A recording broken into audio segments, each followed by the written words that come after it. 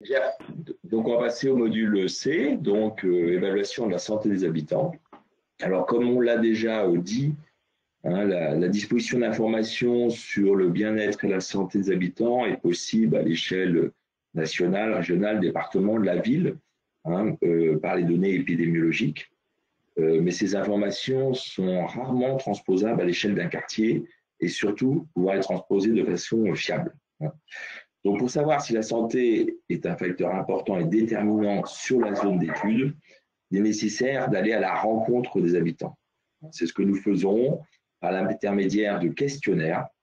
Alors, comme vient de le dire Nathan là, par rapport au calque de représentation de la nature, hein, c'est les questionnaires de santé, c'est pareil, nous avons fait, alors c'est également dans le guide, hein, nous avons fait une étude très large et très approfondie qui a été fait d'ailleurs par Pierre Axer, un des auteurs du guide, pour voir quels étaient les questionnaires les mieux adaptés. Et donc, nous avons sélectionné 2 questionnaires de santé qui ont été validés pour notre champ d'études, c'est-à-dire pour notre population dans un lieu donné, par l'Organisation mondiale de la santé, sur le niveau de santé générale, donc le premier questionnaire, et sur le niveau de stress pour le deuxième questionnaire. Et grâce à l'utilisation de ces questionnaires, on pourra et on peut également comparer les données que l'on récolte par rapport à des moyennes nationales. Alors, nous avons aussi relevé les données sociodémographiques des personnes qui ont été enquêtées pour évaluer la représentativité des enquêtés par rapport à la population du quartier et bien sûr en relation avec ce qu'on s'est présenté tout à l'heure dans le cadre du module A. Voilà. Ce que je voulais dire aussi, c'est que cette enquête, hein, bien que contraignante sur un plan technique, sur un plan temporel, parce que c'est un travail conséquent, hein, est un élément majeur de notre méthode et indispensable au niveau d'échelle à laquelle nous travaillons, hein, c'est-à-dire l'échelle du quartier. Et on a voilà, étudié plein d'autres possibilités, mais aujourd'hui, ce questionnaire et le fait d'aller directement auprès des habitants, rencontrer les habitants, nous paraît complètement incontournable. Voilà, donc je vais laisser la parole à Nathan, qui va illustrer hein, ses propos sur le quartier Saint-Lô. Merci. Donc, ouais, dans le cadre de l'étude, effectivement, on a été amené à diffuser une enquête incluant les questionnaires de santé présentés par Gilles. Donc, pour rappel, un questionnaire qui vient s'intéresser à la santé générale, donc la santé physique, la santé mentale, la santé sociale et effectivement aussi l'environnement dans lequel évoluent les personnes.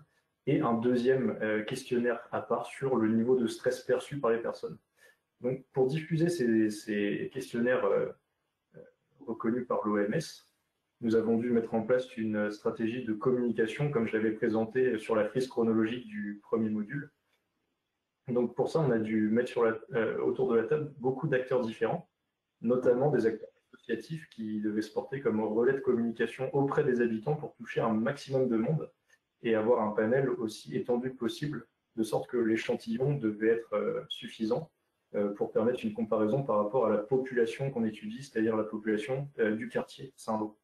Donc pour ce faire, on a recouru à différentes méthodes. On a effectué des passations sur le terrain avec des formulaires imprimés. On a également effectué une diffusion du questionnaire en ligne au moyen d'une plateforme qui centralisait effectivement différentes réponses. Et on a distribué de nombreux flyers directement dans les boîtes aux lettres des particuliers. Donc pour ça, on est aussi entré en contact avec les bailleurs sociaux, comme la Soclova, par exemple, ou Angéloire Habitat, pour atteindre aussi les habitants des logements collectifs, de sorte que, comme je le disais, l'échantillon soit aussi représentatif que possible et de ne pas se limiter à seulement certains types de populations. Donc, voici les supports de communication, alors je ne rentre pas dans les détails. Il y a quelques informations sur l'objet de l'étude, les liens voilà, vers le questionnaire et des contacts en cas de question. Donc, voici les résultats concernant le nombre de personnes interrogées. On voit la répartition des répondants. Donc, dans les zones 4 et 5 au sud de la zone d'étude qui sont en vert, ce sont des zones qui sont principalement résidentielles avec plus d'habitats collectifs que dans le reste du quartier, donc des zones plus densément peuplées que dans le reste du quartier, donc ce qui explique effectivement le fait qu'il y ait plus de réponses par rapport au reste du quartier. Et au contraire, les zones 3 et B qu'on voit au nord en rouge correspondent à des zones plutôt commerciales et non résidentielles qui subissent plutôt l'influence du centre-ville au nord-est, donc qui explique effectivement le faible nombre de répondants dans cette partie de la zone d'étude. Donc d'où l'intérêt effectivement de l'analyse spatiale qu'on a effectuée dans le module précédent pour interpréter déjà la répartition des répondants et ensuite les résultats. Donc, en ce qui concerne les données socio-démographiques qu'on a récoltées, on va également pouvoir les comparer aux données de la population, donc les données disponibles sur l'INSEE. Là, c'est les données d'enquête de l'échantillon. Donc, ce qu'on voit effectivement par rapport aux catégories d'âge et aux catégories socio-professionnelles, c'est que globalement, l'échantillon est représentatif. Donc, comme dans le reste du quartier, on a une représentation des cadres légèrement supérieure par rapport au reste de la ville et une sous-représentation des ouvriers dans cette partie de la zone d'études. Concernant les résultats des questionnaires de santé à proprement parler, voici les résultats du premier questionnaire de santé générale. Donc, ce qu'on voit ici, c'est que sur le plan de la santé sociale et physique, l'échantillon montre des résultats inférieurs à la moyenne nationale. En général, par contre, la santé mentale est un peu supérieure aux moyennes nationales, donc ça nous permet de brosser un état des lieux de l'état de santé de l'échantillon. Et les deux questions qui sont en dessous, les deux barres en gris, correspondent à des questions indépendantes concernant la satisfaction générale. Donc là, elles sont assez proches de la moyenne également. Concernant le niveau de stress, alors ce qui est intéressant, outre la comparaison avec une moyenne générale, c'est effectivement de voir les proportions de personnes au regard de leur niveau de stress perçu. Donc là, on peut voir par exemple la proportion de personnes avec un faible stress perçu, la proportion de personnes avec un stress perçu modéré, et on peut voir en rouge la proportion de personnes percevant un haut niveau de stress et qui seront particulièrement vulnérables.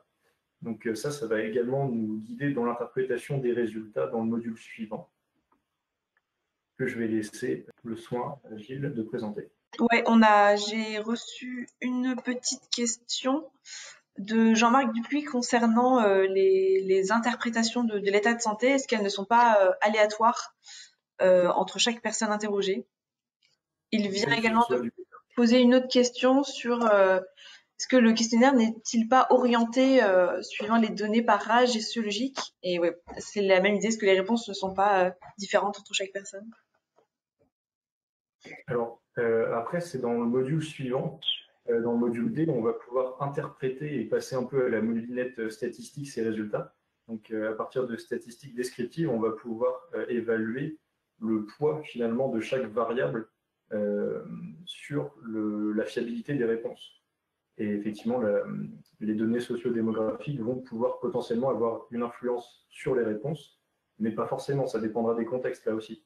Et le fait que ce soit du déclaratif, effectivement, il peut y avoir un certain biais. Ça peut arriver qu'effectivement, on ait le biais des personnes qui répondent à un questionnaire qui veulent être validées socialement et, on va dire, surestimer peut-être leur état de santé pour... ce n'est pas quelque chose de conscient, mais effectivement, après, ce qui va être intéressant, c'est plutôt de voir les liens qui existent entre les différentes réponses du point de vue de la santé et du point de vue de l'usage des espaces végétalisés.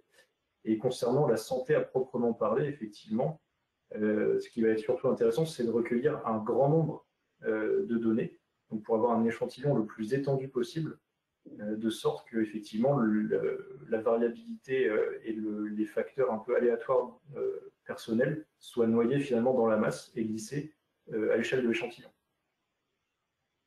Je veux bien apporter un petit complément. En fait, alors c'est une excellente question sur laquelle on a beaucoup travaillé.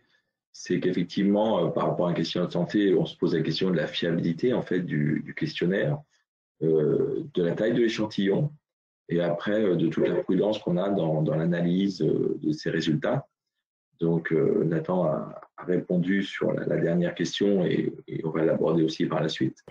D'où l'importance, je le disais tout à l'heure, de travailler avec des questionnaires validés par l'OMS.